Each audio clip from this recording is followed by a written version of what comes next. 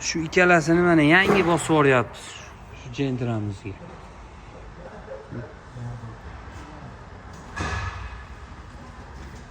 Erib oqib ketgan edi, mana galovkasi.